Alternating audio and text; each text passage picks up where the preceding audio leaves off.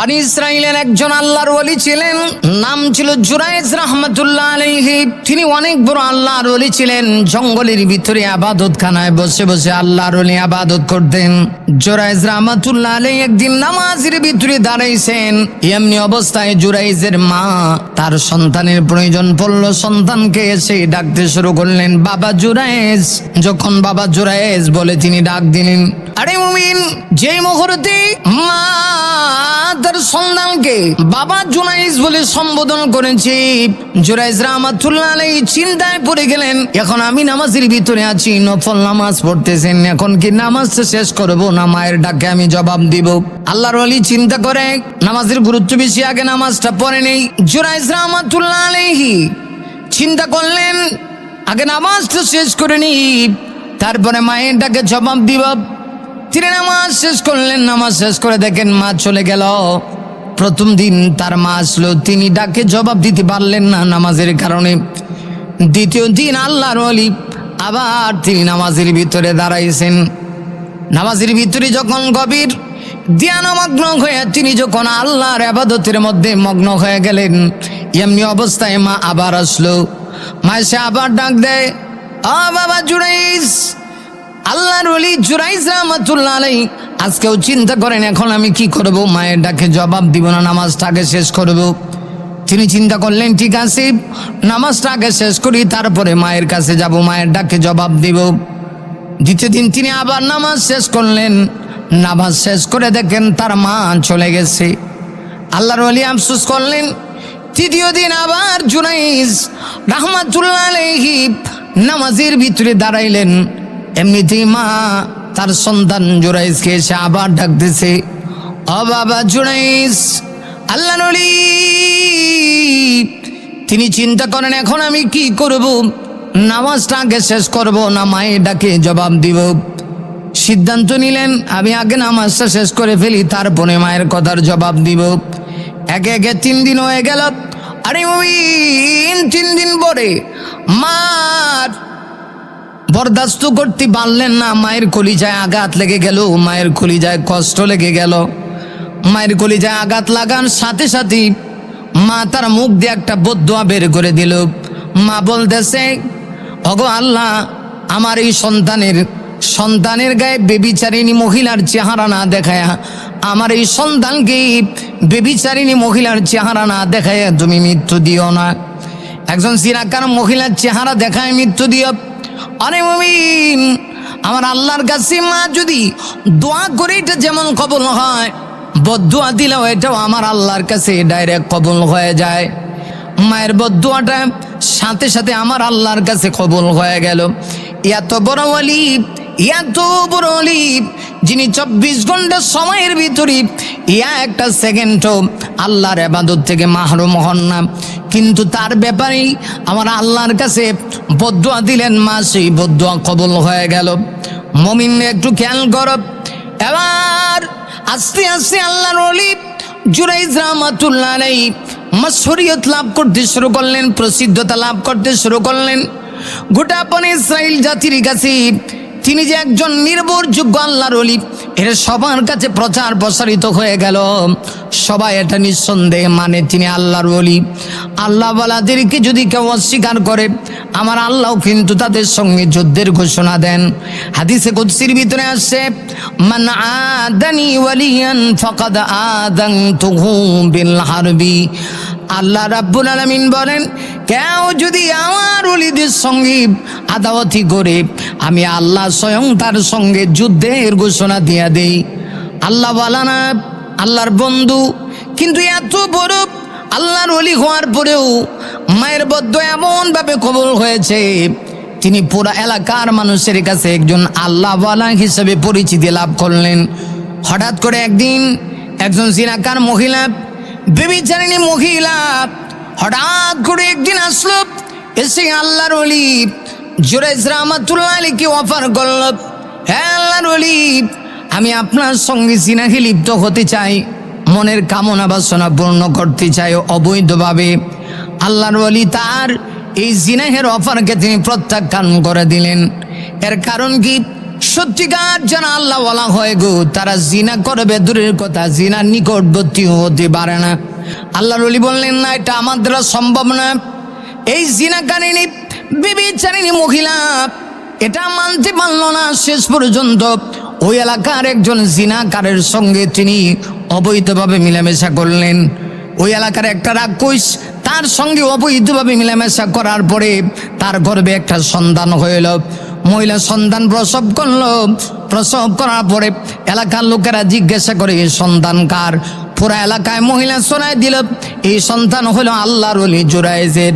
জুরাইজ এই সন্তানের জন্মদাতা, জুরাইজ এই সন্তানকে জন্ম দিয়েছে। অথচ আল্লাহর ওলি কিন্তু এই কাজ করে না, এটা মায়ের বদদোয়া। মা দোয়া করেছিল, আমার সন্তান যত বড় ওলি হোক না কেন গো, আমার সন্তান এক এক 3 দিন আমার ডাকে জবাব দিল না।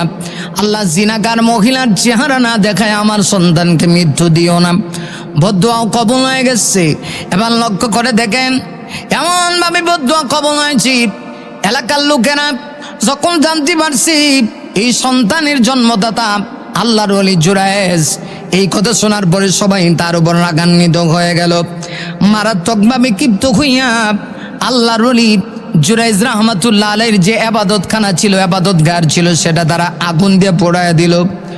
আল্লাহর ওলির আবাদতখানা আগুন দিয়ে পুড়িয়ে দিস না, শুধু আবাদতখানা আগুন দিয়ে পুড়িয়ে দিয়েছি তা না, আল্লাহর ওলিকে বেদমভাবে তারা মারতে শুরু করল। আল্লাহর ওলি বারবার তাদেরকে বোঝায়, না তোমরা আমাকে মাইরো না গো, এমনভাবে তোমরা আমাকে আঘাত করো না, আমি কাজের ভিতরে লিপ্ত হই নাই। কিন্তু তারা সেই কথা মানতে রাজি না। তুই যদি এই কাজ না করস, এখন তুমি থেকে তারা তুই বলে সম্বোধন করে, তুই যদি এই কাজ না করলে তো এই এলাকার মানুষেরা তোর কথা বলতো না। মহিলা বলেছি তুই নাকি তার সন্তানের জন্ম দিছস, এই কথা বলে বেদমভাবে মারে। আল্লাহর ওলি বরদাস্ত করলেন। এক পর্যায়ে আল্লাহর ওলি তার ইবাদতখানা পুড়িয়ে দিল। মারধর করে যখন এই মানুষগুলি চলে গেল, আল্লাহর ওলি চিন্তা করলেন আমি তো ফেসে গেলাম, অথচ আমি এই কাজটা করি নাই, অন্যায়ভাবে আমাকে বাঁচানো হয়েছে। আজকের এই সমাজের ভিতরে দেখবেন অনেক অনাচার বেবিচারী কাজ অনেক অন্যান্য পুরুষেরা করে, কিন্তু কিছু লোক আছে আলেমদের উপরে সেই দোষটা দিয়ে দিতে চায়। এটা আজকের যুগে না, নারী মুমিন না, এটা আজকের যুগে না, যুগ যুগ ধরে কিছু মানুষ দোষ করে তারা এই দোষের বাদ দিয়ে দিতে চায় আলেমদের গাড়ি। এবার লক্ষ্য করে দেখুন আল্লাহর ওলি বললেন আমি কিভাবে মানুষের কাছে তো আমাকে বাঁচানো হয়ে গিয়েছে, অথচ আমি নির্দোষ, এখন আমি কেমনে আমার নিজেকে প্রমাণিত করব। আর মনে রাখা দরকার, কোনো মানুষ যদি আল্লাহওয়ালা হয়ে যায়, আমার আল্লাহ কিন্তু তার সঙ্গী হয়ে যায়। কিন্তু মাঝখানে এটা তো তার মায়ের বদদোয়া ছিল, আসলে তো তিনি এই কাজ করে নাই। জুরাইজ রহমাতুল্লাহ আলাইহি সত্যিকার অর্থে তার ভিতরে তাকওয়া ছিল, কিন্তু মায়ের বদদোয়া এটাও আমার আল্লাহর কাছে কবুল হয়ে যায়। একটা তীর যদি আসমানের দিকে কেউ জমিন থেকে নিক্ষেপ করে, যতক্ষণ না তীরটা ফিরে না আসে, এই তীর যেমন ভাবে আর জায়গায় আসে না, যতক্ষণ তীর না যায় ঠিক তদ্রূপভাবে মায়ের বদদোয়া তীরের মতো আমার আল্লাহর দরবারে ডাইরেক্ট কবুল হয়ে যায়। এবার আল্লাহর ওলি নামাজ পড়লেন, 2 রাকাত নামাজ। আল্লাহওয়ালারা বিপদে পড়লি তারা নামাজ আদায় করে। আল্লাহর ওলি আকাশের দিকে 2টা হাত বাড়াইলেন, আকাশের দিকে 2টা হাত বাড়ায় দিয়া আবার আল্লাহর কাছে দোয়া করতে শুরু করছেন। প্রভু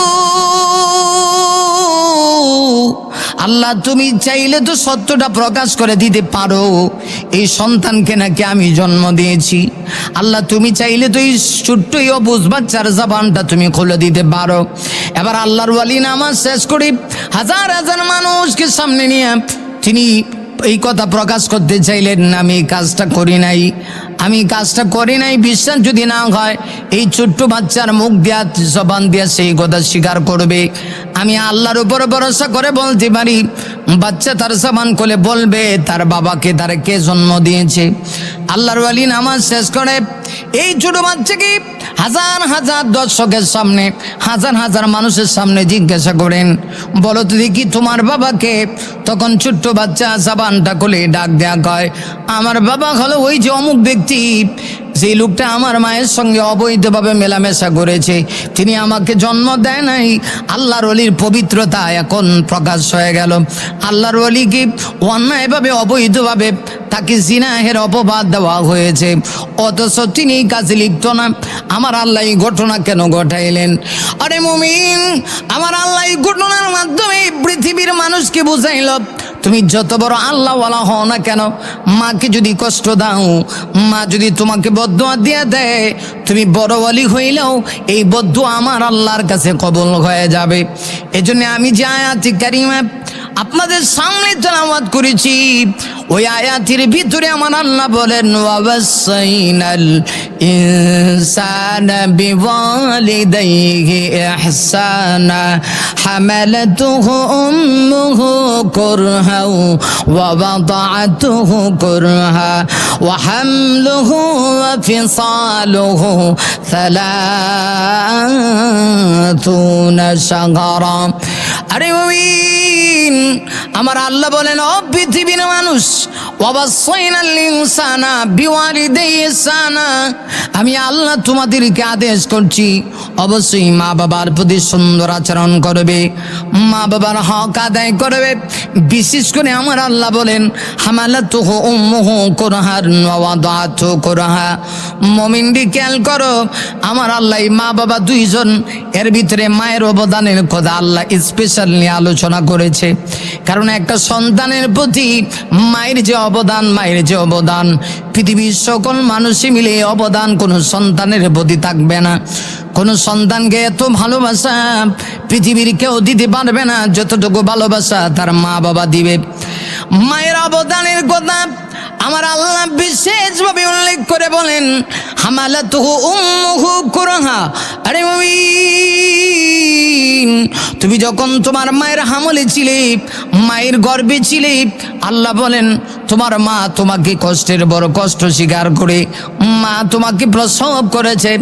মা প্রসব বেদনায় চিৎকার মারছে, এমনভাবে চিৎকার মারছে পাড়া প্রতিবেশী অন্যান্য মহিলাদের ঘুম হারাম হয়ে গেছে।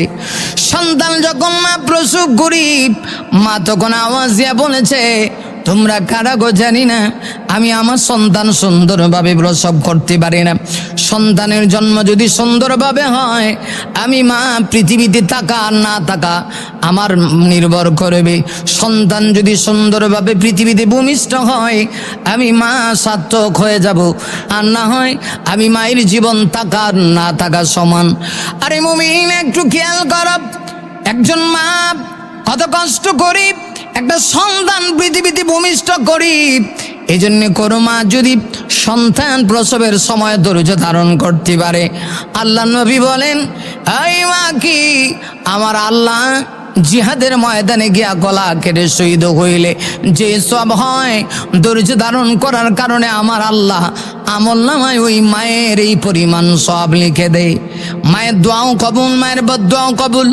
কারণ একটা সন্তানের জন্য মায়ের অবদান সবচেয়ে বেশি। আবার লক্ষ্য করে দেখেন, কোনো মা যদি সন্তানের জন্য দোয়াও করে, বদদোয়া না করে যদি দোয়া করে, মায়ের দোয়াটাও আমার আল্লাহর কাছে কবুল হয়ে যায়। আল্লাহর ওলি হইতে এক মুহূর্ত লাগে না। আরে মুমিন, লক্ষ্য করে দেখো, জ্বলন্ত প্রমাণ আল্লাহর একজন পয়গম্বর, বনি ইসরাইলের সবচেয়ে জালিলুল কদর নবী, নাম ছিল হযরত মুসা কালিমুল্লাহ, যিনি তুর পাহাড়ে গিয়ে অনবরত আল্লাহর সঙ্গে কথা বলতেন। মুসা কালিমুল্লাহ আমার আল্লাহর কাছে একদিন জিজ্ঞাসা করে,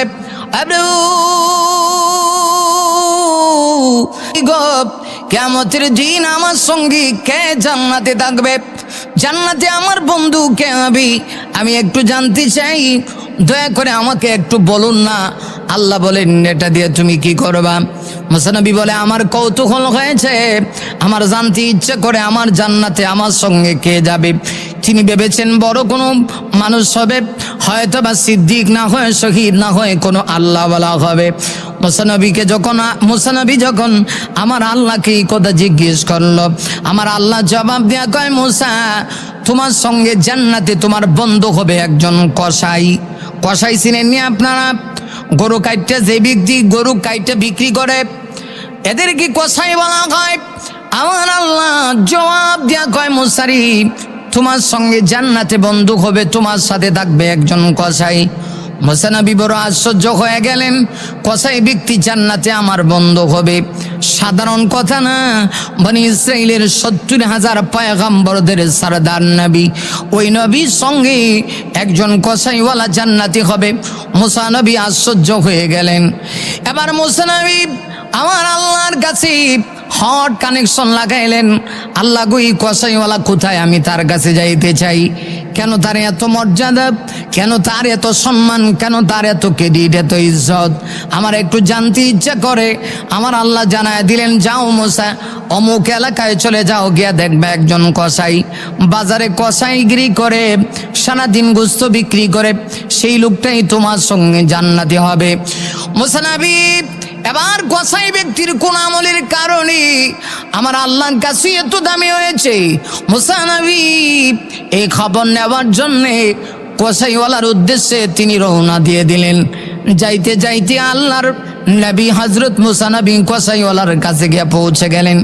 গিয়ে দেখেন কসাইওয়ালা সারাদিন সে গরু কাটে আর গরু কেটে কেটে বিক্রি করে। হযরত মুসা নবী আশ্চর্য হয়ে গেলেন, তার মধ্যে আনকমন কোনো আমল তো দেখি না, এত মর্যাদা এত প্রমোশন তার কেমনে হইল? সারাদিন গোস্ত কেটে বিক্রি করে সন্ধ্যার সময় মুসা নবী বড় আশ্চর্য হয়ে গেলেন। মুসা নবী তাকায় দেখেন কয়েক টুকরা গোস্ত একটা পুটলির মধ্যে সে সুন্দর করে বলল, বড় এই পুটলা নিয়ে কেমন জানি সে আবার এখন বাড়ির দিকে রওনা দিবে, মনে হচ্ছে লোকটা এবার বাড়ির দিকে রওনা দিবে। মুসা নবী আবার কসাইওয়ালা ব্যক্তিকে ডাক দিয়ে বলেন, ও কসাইওয়ালা ভাই, আমি তোমার বাড়িতে একটু মেহমান হতে চাই। লোকটা বলল, আলহামদুলিল্লাহ, মেহমান পাইলে তো আমি বড় বেশি খুশি হই। চিন্তা করে দেখেন একজন কসাইওয়ালা কেমনভাবে মেহমান পাইলে খুশি হয়। আর আমাদের সমাজের ভিতরে মানুষেরা মেহমান পাইলে কপালটা খুশ করে ফেলে, কপালটা খুশ করে, মনে মনে ভাবে যে আমার কপালটা খারাপ। অথচ আল্লাহ নবী বলেছেন, কাহারো বাড়িতে যদি মেহমান আসে, মেহমান বারকত নিয়ে আসে, বারাকা নিয়ে আসে। আপনার ঘরে যদি মেহমান আসে, এই মেহমান আপনার ঘরে বরকত নিয়ে আসবে, বারাকা নিয়ে আসবে, আপনার ঘরে বরকত নিয়ে আসবে, আপনার রিজিকের প্রশস্ততা হবে, আল্লাহ রাব্বুল আলামিন আপনার রিজিক বৃদ্ধি করে দিবেন। এজন্য মেহমান আসলে কখনোই কপাল খুশ করতে নেই, কারণ মেহমান যখন আসবে মনে করবেন আল্লাহ আপনার কল্যাণ চান। এই জন্যে একটি বর্ণনা আছে, জানি না এটা সঠিক কিনা, হতে পারে এটা ইসরায়েলি বর্ণনা। আল্লাহকে জিজ্ঞেস করা হয়েছিল, আল্লাহ আপনি যখন কাউকে পছন্দ করেন তখন আপনি তাকে কি দেন? আল্লাহ বলেন, তাকে আমি মেয়ে সন্তান দেই। কাউকে যদি আমি পছন্দ করি তাকে কি দেই? মেয়ে সন্তান দেই। দেখেন আমরা মেয়ে সন্তান পাইলে কিন্তু খুব নারাজ হই। গেল এক। 2 নম্বর হচ্ছে, আবার আল্লাহকে জিজ্ঞেস করা হলো, আল্লাহ আপনি যদি কাউকে পছন্দ করেন তাহলে আপনি কি দেন? তখন জবাবে বলা হচ্ছে, আমি যদি কাউকে পছন্দ করি তাহলে তার বাড়িতে মেহমান পাঠায় দেই। সুবহানাল্লাহি ওয়া বিহামদিহি। আল্লাহ যখন কাহার প্রতি সন্তুষ্ট হয় তখন আমার আল্লাহ তার বাড়িতে কি পাঠিয়ে দেয়? মেহমান পাঠায় দেন। আরে মুমিন, মুসা আলাইহিস সালাতু ওয়াস সালাম এবার ওই কসাইওয়ালা বাড়িতে কসাইওয়ালার সঙ্গী মেহমান হয়ে তার বাড়ির দিকে রওনা হয়ে গেলেন মুসা নবী। মুসা কালিমুল্লাহ কসাইওয়ালার সঙ্গে যখন তার বাড়ির দিকে রওনা করে দিলেন, যাইতে যাইতে তার বাড়ি পর্যন্ত গিয়া পৌঁছাইলেন। আশ্চর্য হয়ে গেলেন। বাড়িতে যাওয়ার পরে কসাইওয়ালা তিনি দেখলেন ঘরের ভিতরে গিয়া ছোট্ট একটা আলাদা করে একটা ছোট্ট ঘর বানাইছে, যেখানে বৃদ্ধ একজন মহিলা, ওই মহিলা সেখানের মধ্যেই আছে। বৃদ্ধ একেবারে বয়োবৃদ্ধ, শরীর একদম গোজা হয়ে গেছে। ওই মহিলা এই ছোট্ট ঘরের ভিতরে থাকি সর্বপ্রথম এই ঘরটাকে সে পরিষ্কার করেছে। ঘরটাকে পাক পবিত্র করার পরই মহিলাকে নিজের হাত দিয়ে গোসল করায় ওই যে গোস্তের টুকরাগুলি নিয়ে গিয়েছিল বাজারে বিক্রি করে, অবশিষ্ট কিছু গোস্তের টুকরা ওইগুলা নিয়ে গিয়ে নিজের হাত দিয়া ওইগুলি রান্না করেছি। রান্না করে ছোট ছোট লোকমা দিয়া গোস্তগুলো ছোট ছোট করে টুকরা টুকরা করে নিজের হাত দিয়া পাকায়া নরম করে ওই বৃদ্ধ মহিলার মুখের ভিতরে বারবার দিচ্ছে লোকমা বানায়। মুসা নবী বড় আশ্চর্য হয়ে গেলেন, কে রে ওই মহিলা, কে রে যে মহিলাকে সে এত সম্মান করে। সর্বশেষ মুসা নবী তাকায় দেখি মহিলা এবার খানা খাইয়া বড় বেশি খুশি হয়েছে। গোস্ত দিয়া খাবার খাইয়া মহিলা যেন মুখ নাড়াচাড়া করে, মহিলা যেন আবার কি বলতেছে। মুসা নবী একটু কাছে গেলেন, কাছে গিয়ে দেখেন মহিলা তার জবানটা খুলে আস্তে আস্তে করে মুখ নাড়াচাড়া করে বলতেছে, আগে প্রভু, আমার এই সন্তানকে যতদিন পর্যন্ত তুমি জামানার শ্রেষ্ঠ নবী মুসার সাক্ষাৎ তুমি না দিবা, ততদিন পর্যন্ত আমার এই সন্তানকে তুমি মৃত্যু দিও না। 2 নাম্বার হলো, আল্লাহ গো, ওগো আল্লাহ, আমার এই সন্তানকে তুমি মাফ করে দিও, আমি মা তার প্রতি সন্তুষ্ট হয়ে গেছি। আল্লাহ তুমি আমার সন্তানের প্রতি সন্তুষ্ট হয়ে যায়। 2 নাম্বার দোয়া হলো, আল্লাহ আমার এই সন্তান যেন মুসা নবীর সঙ্গে আল্লাহর তৈরি জান্নাতে প্রবেশ করে। আমার আল্লাহর কাছে দুটোটা দোয়া কবুল হয়ে গেল। মুসা নবী আশ্চর্য হয়ে গেলেন। মুসা নবী তখন ডাক দিয়া কয়, মা গো, আপনার দোয়া যে কবুল হয়েছে এটার বাস্তব প্রমাণ হলাম আমি কে জানেননি? আমি হলাম জামানার শ্রেষ্ঠ নবী হযরত মূসা। আমি ইচ্ছে করি আপনার সন্তানের বাড়িতে আমি মেহমান হয়েছিলাম। আল্লাহকে জিজ্ঞেস করেছিলাম, আল্লাহ গো, জান্নাতে আমার সঙ্গে কোন লোকটা থাকবে, আমি একটু তার সম্পর্কে জানতে চাই। আল্লাহ বলেছিলেন একজন কসাই, সাধারণ কসাই।